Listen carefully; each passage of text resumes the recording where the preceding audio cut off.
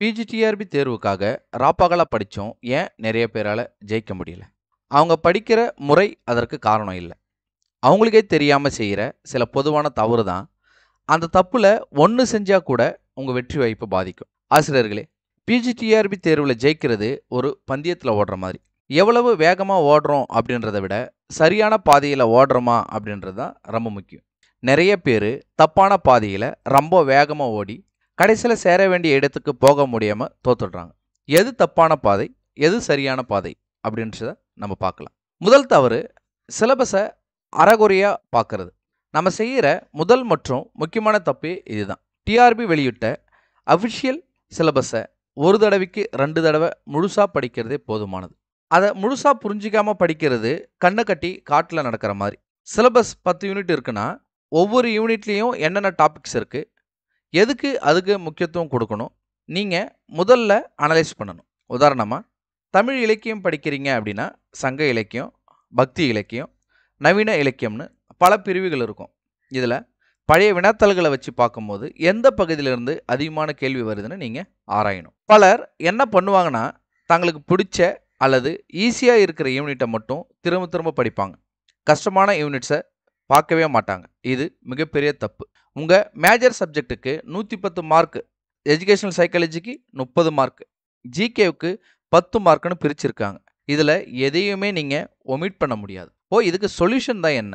முதல்ல சிலபஸை டவுன்லோட் பண்ணுங்க. ஒரு பிரிண்ட் அவுட் எடுத்து கையில் வச்சுக்கோங்க அப்படின்னு நம்ம ரிப்பீட்டடாக சொல்லிக்கிட்டே தான் இருக்கிறோம். தினமும் படிக்க ஆரம்பிக்கிறதுக்கு முன்னாடி இன்னைக்கு எந்த யூனிட்டில் என்ன டாப்பிக்கை நம்ம படிக்க போகிறோம் அப்படின்றத ஃபஸ்ட்டு முடிவு பண்ணிக்கணும். ஒரு டாபிக் முடிஞ்சதும் அதில் ஒரு டிக் பண்ணுங்க. இந்த டாப்பிக்கை நான் முடிச்சிட்டேன் அப்படின்னு அதில் மார்க் பண்ணி வச்சுக்கணும். இது உங்கள் படிப்பை ஒரு ஒழுங்கான பாதைக்கு கொண்டு செல்லும். சிம்பிளாக சொல்லணும்னா, சிலபஸ் இல்லாத ஒரு வரியை கூட நீங்கள் படிக்க வேணும்.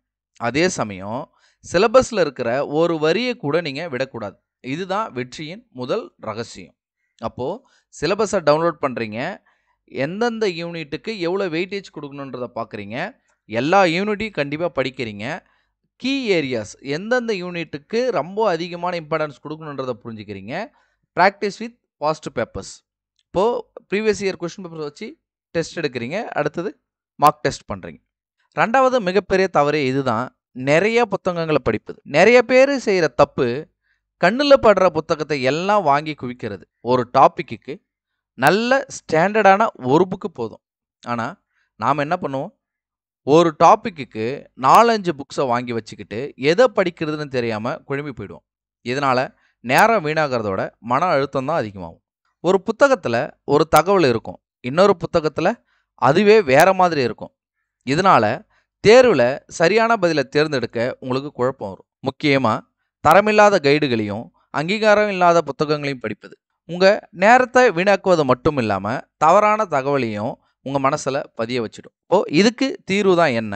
ஒரு ஸ்டாண்டர்ட் புக். எப்போவுமே நீங்கள் ஸ்டாண்டர்ட் புக்ஸு இல்லாட்டி உங்களுக்கு ரொம்ப ரொம்ப இந்த புக்கு தான் ரொம்ப கரெக்டாக இருக்கும் அப்படின்னு தெரியாத பட்சத்தில் அந்த புக்கை நீங்கள் யூஸ் பண்ணாதீங்க. இதுதான் பாதுகாப்பான வழி. உங்கள் சீனியர்ஸ் கிட்ட அட்வைஸ் கேளுங்க, இல்லை உங்களுடைய டீச்சர்ஸ் கிட்ட அட்வைஸ் கேளுங்க, காலேஜ் ப்ரொஃபஸர்ஸ் கிட்ட அட்வைஸ் கேளுங்க. நல்ல புத்தகங்களை தேர்ந்தெடுங்க. ஒரு தலைப்புக்கு 1 அல்லது 2 புத்தகம் போதுமானது. இதுதான் உங்கள் தாரக மந்திரமாக இருக்கணும். ஞாபகம் வச்சுக்கோங்க, 10 புத்தகத்தை ஒரு தடவை படிக்கிறத விட ஒரு புத்தகத்தை 10 தடவை படித்தோம் அப்படின்னா எவ்வளவோ மேல். உங்கள் சோர்ஸ் எந்த அளவுக்கு கம்மியாக தரமாக இருக்கோ அந்த அளவுக்கு உங்கள் வெற்றி சுலபமாகும். மூன்றாவது தவறு, எந்த திட்டமிடலும் இல்லாமல் படிக்கிறது. நான் டெய்லி 8 மணி நேரம் படிக்கிறேன், 10 மணி நேரம் படிக்கிறேன்னு சொல்கிறது பெருமை இல்லை. எவ்வளவு நேரம் படிக்கிறீங்க என்பதை விட எப்படி திட்டமிட்டு படிக்கிறீங்க அப்படின்றது தான் முக்கியம். எந்த பிளானும் இல்லாமல் காலையில் ஒரு யூனிட், சாயங்காலம் ஒரு யூனிட் தாவி தாவி படித்தா படித்தது எதுவுமே மூளையில் ஒழுங்காக பதியாது. தேர்வுக்கு இன்னும் எத்தனை நாள் இருக்குன்னு கணக்கு போடுங்க. அந்த நாட்களுக்குள்ள 10 யூனிட் எப்படி முடிக்கிறது, எப்போ ரிவிஷன் பண்ணுறது, எப்போ மாடல் எக்ஸாம் எழுதுறதுன்னு ஒரு தெளிவான ஸ்டடி பிளான் ரெடி பண்ணுங்க. நிறைய பேர் இதை செய்யறதே இல்லை. கடைசியில் தேர்வு நெருங்கும் போது அச்சச்சோ இன்னும் இவ்வளவு நாள் படிக்காமல் விட்டுட்டோமே, இன்னும் இவ்வளவு படிக்காமல் விட்டுட்டோமேன்னு பதற்றத்தில் எல்லாத்தையும் குழம்பிடுவீங்க. இதுக்கு தீர்வு தான் என்ன? உங்கள் வசதிக்கு ஏற்ற மாதிரி ஒரு ஸ்டடி பிளானை ஒன்று கிரியேட் பண்ணுங்கள். எக்ஸாமுக்கு இன்னும் 44 நாள் தான் இருக்கிற பட்சத்தில் நீங்கள் படிக்கிறதுக்கு ஸ்டார்ட் பண்ணி இருந்திருப்பீங்க. இப்போ ஃபார் எக்ஸாம்பிள் இன்னும் 44 நாள் தான் இருக்குது அப்படின்னும்போது, நீங்க இன்னையிலிருந்து 34வது நாளில உங்களுடைய 10 யூனிட் படிக்கிறதுக்கான ப்ரிப்பரேஷன் ஸ்டேஜை நீங்க முடிச்சிருக்கணும். இந்த 35 நாள்லருந்து 40 நாளுக்குள்ளார உங்களோட ரிவிஷனை நீங்க முடிச்சிருக்கணும். 41வது நாளில மார்க் டெஸ்ட்டை நீங்க பிராக்டிஸ் பண்ணுங்க. 42வது நாள் ஃபுல் மார்க் டெஸ்ட் ஒன்று எடுங்க. முடிஞ்சுது அப்படின்னா எக்ஸாமுக்கு முன்னாடி நாள் வர ஒரு மார்க் டெஸ்ட் எடுங்க. ரிவைஸ் பண்ணுங்க. எக்ஸாம் டே அன்னைக்கு ரொம்ப ஃப்ரெஷ்ஷாக நீங்கள் கான்ஃபிடென்ட்டாக நீங்கள் போகலாம். 4வது படித்ததை ரிவிஷன் பண்ணாமல் விடுறது. பிஜிடிஆர்பி தேர்வில் தோற்று போன பல பேர்கிட்ட நீங்கள் கேட்டீங்க அப்படின்னா அவங்க சொல்கிற பொதுவான காரணம், நான் நல்லா படித்தேன் ஆனால் எக்ஸாம் ஹாலில் எல்லாம் மறந்து போயிடுச்சுன்றது தான். இதுக்கு ஒரே காரணம் படித்ததை சரியாக ரிவிஷன் பண்ணாதது தான். புதுசாக படிச்சுட்டு போகிறது மட்டுமே வெற்றியை தராது. படித்ததை மனசில் தக்க வைக்கிறது அதை விட முக்கியம். நீங்கள் ஒரு வாரம் படிக்கிறத அந்த வார இறுதியில் ஒரு தடவை முழுசாக ரிவிஷன் பண்ணணும். அப்படி பண்ணலைன்னா நீங்கள் படித்ததில் 70% முதல் 80% வரை மறந்துடும். இது இயல்பு தான். இதை ஜெயிக்க ஒரே வழி முறையான இடைவெளியில் ரிவிஷன் பண்ணுறது மட்டும்தான். இப்போது இதுக்கு நம்ம என்ன தீர்வு பண்ணணும்? ஷார்ட் நோட்ஸ் எடுக்கிற பழக்கத்தை உருவாக்கிக்கோங்க. ஒரு டாபிக் படிக்கும்போது அதில் இருக்கிற முக்கியமான ஃபார்முலா, தேதி, நேம்ஸ், முக்கிய வரிகள் ஒரு தனி நோட் புக்கில் எழுதி வச்சுக்கோங்க. இது கடைசி நேர ரிவிஷனுக்கு ரொம்ப கை கொடுக்கும். வாரம் ரிவிஷன், மாதம் ரிவிஷன் திட்டமிட்டு பண்ணுங்கள். தூங்க போகிறதுக்கு முன்னாடி கண்டிப்பாக நீங்கள் படிக்கணும். அன்றைக்கி படித்ததை ஒரு 15 நிமிஷம் மனசுக்குள்ளே அசை போட்டு பாருங்கள். இதை செய்கிறது மூலிமா படித்த விஷயங்கள் உங்கள் ஆழ் மனசில் ஆழமாக பதிஞ்சு. நாம் இதுவரை பார்த்ததில் இந்த தவறுகளில் ஏதாவது ஒன்று நீங்கள் பண்ணீங்க அப்படின்னாக்கா அதை இப்போவே திருத்திக்கோங்க.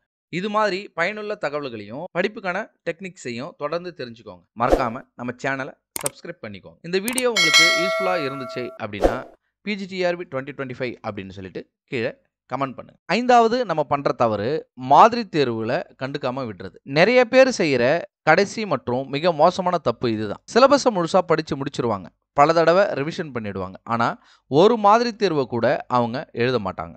இது நீச்சல் கற்றுக்க புத்தகத்தை மட்டும் படிச்சுட்டு தண்ணியில் இறங்காமலேயே நீச்சல் போட்டுக்கி போகிற மாதிரி தேர்வு தான் உங்களை நீங்களே டெஸ்ட் பண்ணிக்க ஒரு சூப்பரான வாய்ப்பு. நேர மேலாண்மை, அதாவது டைம் மேனேஜ்மெண்ட். பிஜிடிஆர்பி தேர்வில் ரொம்ப முக்கியம். 150 கேள்விகளை 3 மணி நேரத்தில் நீங்கள் எப்படி மிகச்சரியாக பயன்படுத்த போகிறீங்க அப்படின்றது தான். எந்த பகுதிக்கு எவ்வளவு நேரம் ஆகும், கஷ்டமான கேள்விகளை எப்படி சமாளிக்கிறது, தெரியாத கேள்விகளை எப்படி ஹேண்டில் பண்ணுறது, பல விஷயங்களை நீங்கள் மாதிரி தேர்வு மூலமாக தான் கற்றுக்க முடியும்.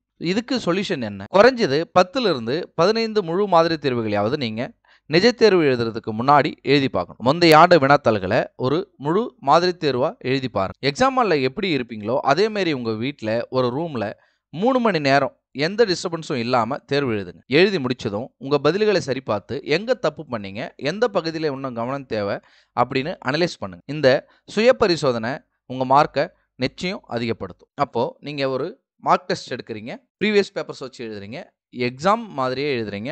இதுக்கு கன்க்ளூஷன் தான் என்ன? டீச்சர்ஸ், பிஜிடிஆர்பி தேர்வில் வெற்றி பெறுவது ஒன்றும் கம்பசூத்திரம் இல்லை, ஆனால் அதுக்கு சரியான அணுகுமுறை நம்மக்கிட்ட இருக்கணும். நாம் இன்னைக்கு பார்த்த அந்த 5 முக்கியமான தவறுகளையும் நீங்கள் செய்யாமல் இருந்தாலே உங்கள் வெற்றி வாய்ப்பு 50% அதிகமாகிடும். ஃபர்ஸ்ட்டு, சிலபஸை முழுசாக படிங்க, புரிஞ்சு படிங்க, தரமான குறைவான புத்தகங்களை மட்டும் பயன்படுத்துங்க, தெளிவாக பிளானோட படிங்க, படிச்சதை மறக்காமல் இருக்க ரிவிஷன் பண்ணுங்க, நிறைய மாதிரி தேர்வுகளை எழுதி பழக்குங்க. இந்த 5 விஷயத்தையும் நீங்கள் சரியாக செஞ்சீங்க அப்படின்னா உங்கள் உழைப்புக்கு நிச்சயம் பலன் உண்டு. தன்னம்பிக்கையோட, பாசிட்டிவ் மனநிலையோட உங்கள் பயணத்தை தொடங்குங்க. அரசு பள்ளி ஆசிரியர் என்ற உங்கள் கனவு நிச்சயம் நனவாகும்.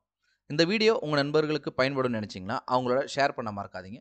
உங்கள் அனைவருக்கும் என் மனமார்ந்த வாழ்த்துக்கள். தேங்க்ஸ் ஃபார் வாட்சிங்.